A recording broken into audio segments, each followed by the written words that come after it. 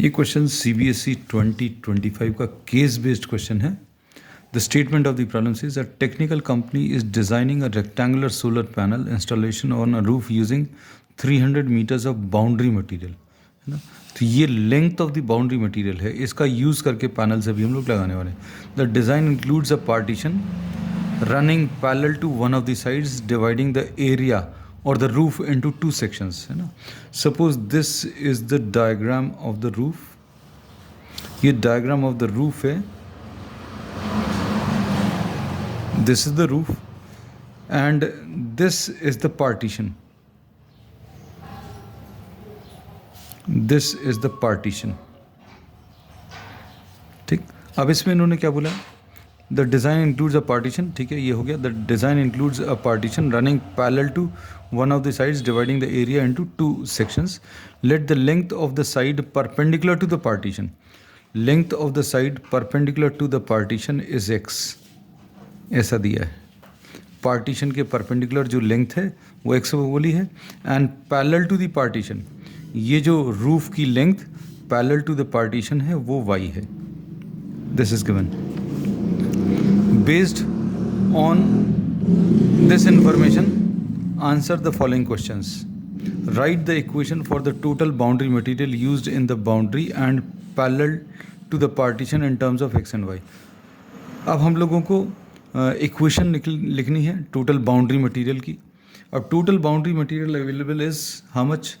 300 metres. अब boundary material कहाँ कहाँ पर लगेगा अभी हम लोग देखें. पूरी बाउंड्रीज़ पर, क्योंकि दो पार्ट्स में डिवाइड किया है. यहाँ पर आएगा, फिर यहाँ पर आएगा ये बाउंड्री मटेरियल, फिर यहाँ पर आएगा, फिर ये यहाँ कहीं पर अभी हम लोग अप्लाई करेंगे, ये अप्लाई करेंगे, ये आएगा.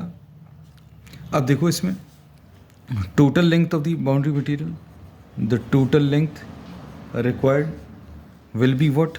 x प्लस ये x है, ये x है, ये x plus x 2x plus y and this is y plus y plus y.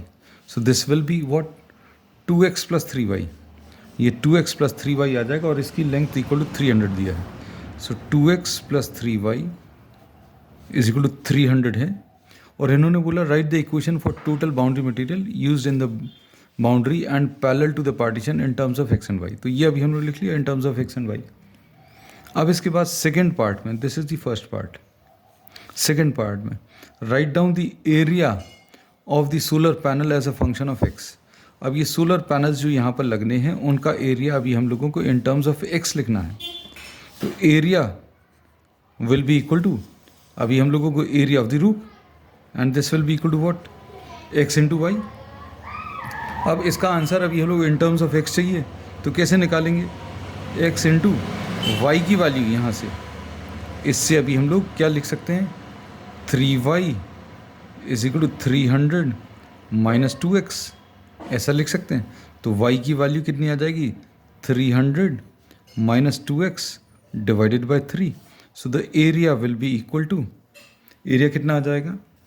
Area will be equal to 300x minus 2x square divided by 3. तो ये 1/3 अभी हम लोगों ने बाहर लिख लिया.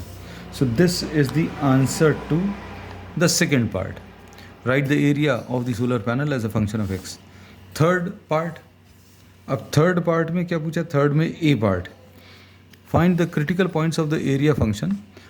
Use second derivative test to determine the critical points at the maximum area. Also find the maximum area. दो चीज़ें, क्रिटिकल पॉइंट्स निकालने. तो क्रिटिकल पॉइंट्स निकालने के लिए dA by dx is equal to 0. Differentiation of area with respect to x is equal to 0. अब dA by dx कितना आ जाएगा? dA by dx will be equal to 1/3 d by dx of 300x minus d by dx of कितना? 2x square. अब ये solve करने पर कितना आ जाएगा? 1/3. 300 इंटू एक्स, तो 300 इंटू 1 आ जाएगा, माइनस 2x स्क्वायर का कितना? 4x आ जाएगा. तो ये क्या आ गया? dA बाय dx की वैल्यू आ गई. And this should be equal to 0 for critical points. Critical points के लिए इसकी वैल्यू इक्वल टू 0 आना चाहिए। अब इसके बाद now simplifying this further we get 300 is equal to 4x आ जाएगा। इससे x की वैल्यू कितनी 300 डिवाइडेड बाय 4 आ जाएगा which will be equal to 75। तो x will be equal to 75 आ गया। अब सेकेंड डेरिवेटिव टेस्ट यूज़ करके अभी हमें बताना ये मैक्सिमम है। तो second derivative d2a by dx square, ये कैसे मिलेगा? Second derivative this will be d by dx of what 1/3। ये फर्स्ट डेरिवेटिव ये लिखा है 1/3 इंटू 300 माइनस 4x। तो ये 1/3 तो ऐसे ही लिखा हुआ है। 300 का डेरिवेटिव कितना 0 और माइनस 4x का derivative -4। So this will be equal to what -4/3। -4/3 आ गया। So the second derivative is negative, which indicates that area is maximum at x equal to 75। x equal to 75 पर। अब x equal to 75 है तो इससे y की value भी बता सकते हैं। y की वैल्यू कितनी आएगी? y will be equal to 300 minus 2x divided by 3। अब इसके बाद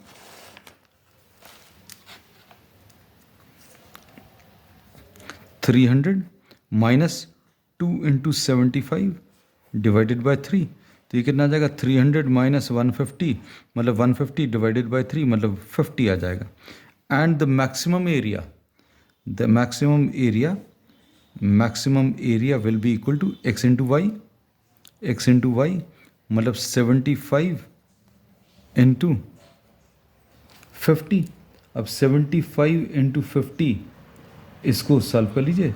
75 इंटू 50 5 7 35 5 5 7 3750।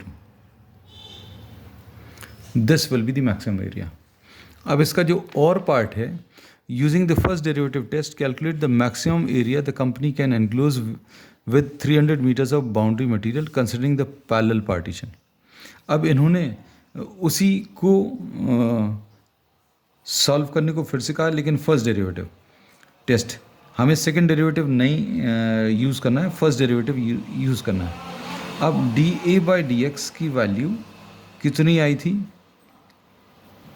1/3 300 माइनस 4x एंड इसको इक्वल टू 0 रख दें अगर, तो x की वैल्यू कितनी 75 आ जाएगी।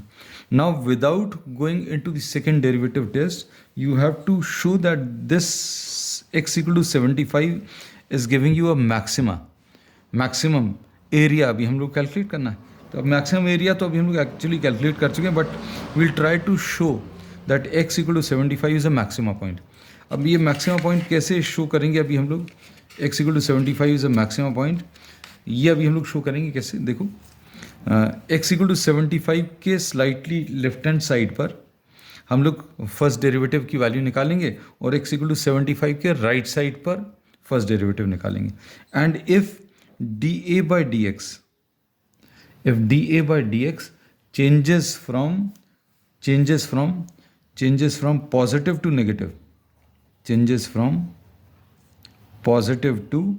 negative values, then area is found to be maximum।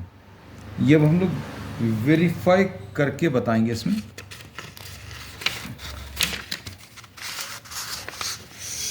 अब इसमें देखो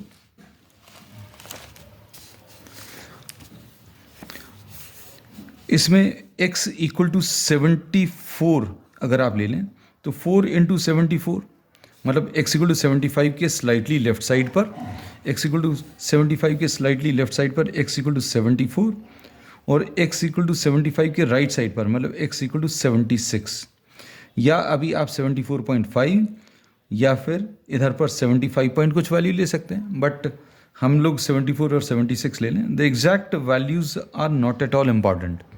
x इक्वल टू 74 अगर आप लेंगे तो just by inspection you can show that 300 minus 4 into 74 will be giving you what? A positive. dA by dx will be positive. और 76 अगर आप ले लें तो 300 माइनस 4 इंटू 76 ये नेगेटिव आएगा. क्यों? क्योंकि 4 इंटू 75 300 आता है. तो 76 लेने पर ये 300 से बड़ा नंबर आएगा, तो dA by dx will be negative. और dA by dx अगर नेगेटिव आ गया मतलब x इक्वल टू 75 के लेफ्ट साइड पर पॉजिटिव आ रहा है dA by dx, x equal to 75 के राइट साइड पर